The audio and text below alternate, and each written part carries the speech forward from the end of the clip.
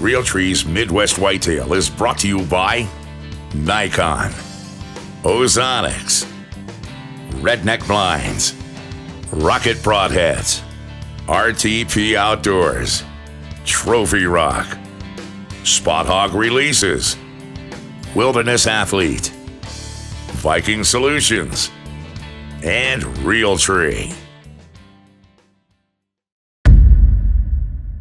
Day 18, November 6th. For this morning's hunt, I came back to that same stand that I took down in one of the early episodes this season because it was too open and I was too skylined. One of the viewers said, why not just put a bunch of tree branches up there and then the deer will get used to seeing something in the tree. So I was a little bit embarrassed that I didn't come up with that idea myself. So I came back and put the stands back in again, cut a whole bunch of branches and used deck screws and screwed them into the tree. So hopefully the deer won't see us when they come by. This is one of the best spots on the farm for morning hunts. We've seen a ton of deer from this spot over the years. And we're right square in the middle of what we think is the Lone Oak Bucks range. I mean, the anticipation is high that we're going to see that buck this morning. We're going to stick with this spot as long as we can this morning, as long as there's action.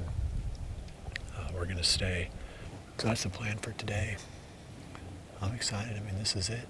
You know, it's finally here, that week that we wait the whole rest of the year for.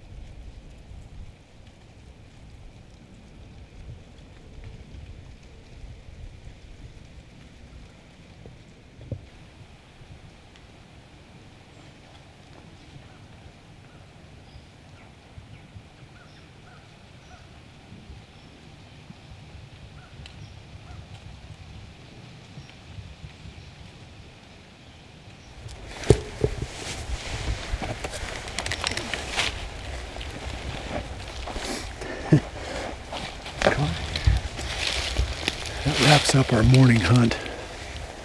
It was a wild one for a couple hours there.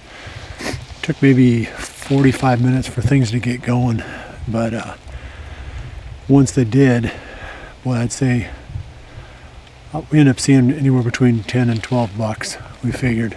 The oldest one was a 3.5-year-old 8-pointer, pretty decent looking buck, but we didn't see anything older than that, which was a little bit of a surprise.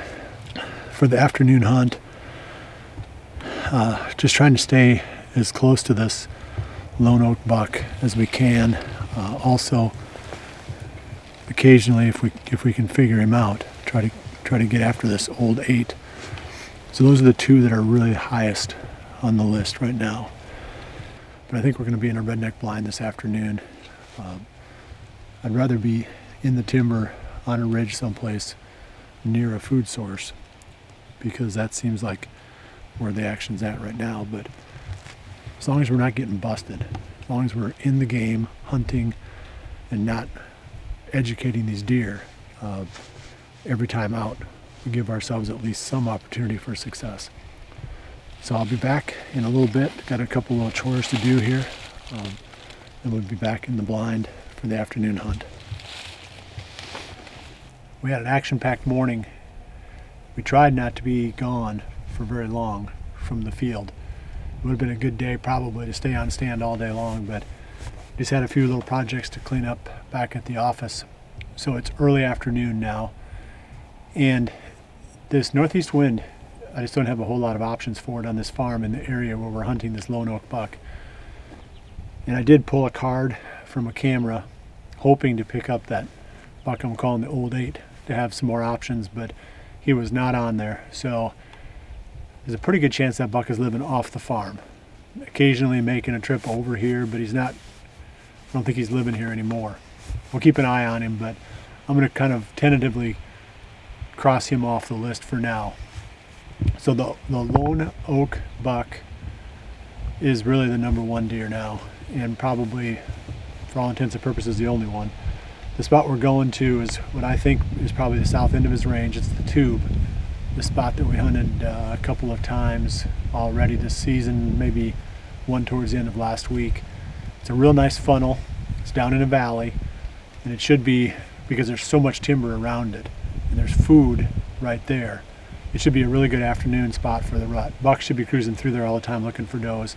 I'll be shocked if we don't have 4 or 5 at least come right through that funnel right in front of that blind before the evening's over.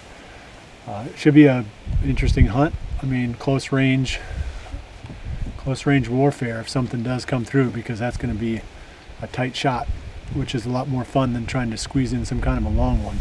Hopefully it's the lone oak buck. We'll know within a couple of hours.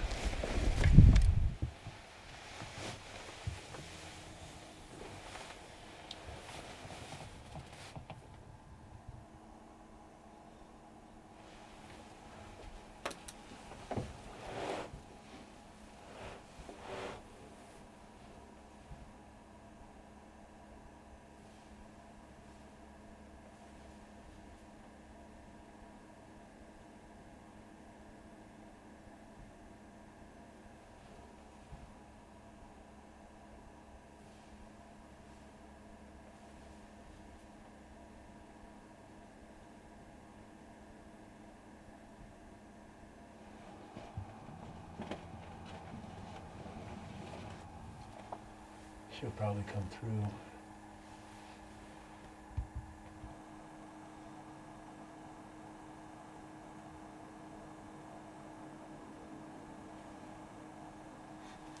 I've got about a half an hour left.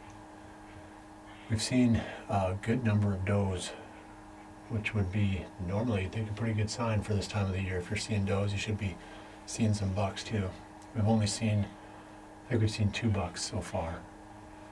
One was chasing, I don't think we got it on camera, and then the kind of a, looks like a 1.5 or 2.5-year-old 8-pointer that just came through. I don't know what's going on here, because we're not seeing much movement, overall movement of bucks. Everything is going down the valley towards the larger food sources. So we should probably be thinking in the evenings about being closer to the larger food sources, closer to the ag. I think the mornings are fine. What we did this morning, hunting that bedding area, that doe bedding area, worked out really well. We'll probably try to go back in there again tomorrow morning. But our evening strategy might need a little bit of a tweak after what I saw here tonight. Half an hour, that can all change, so we'll show you what comes out here. But tomorrow, I should be back in the same spot that I hunted this morning. So I'll come back again and watch, see if we can get a repeat of all the activity that we had today.